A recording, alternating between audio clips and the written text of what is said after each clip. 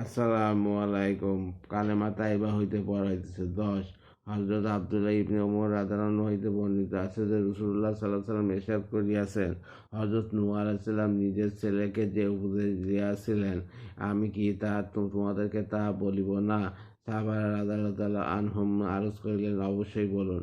তিনি বললেন, হযরত নূহ আলাইহিস সালাম নিজের ছেলেকে উপদেশ দিলেন, হে আমার ছেলে, তোমাকে দুইটি কাজ উপদেশ দিতেছি, আর এই দুইটি কাজ হইতে নিষেধ করিতেছি। এক তো আমি তোমাকে লা ইলাহা ইল্লাল্লাহ বলার হুকুম করিতেছি, কেননা যদি এই কালেমায় এক পাল্লায় রাখিয়া দেওয়া হয়, অপর পাল্লায় সমস্ত আসমান জমিনকে রাখিয়া দেওয়া হয়, তবে কালেমার পাল্লা ঝুঁকিয়া যাইবে।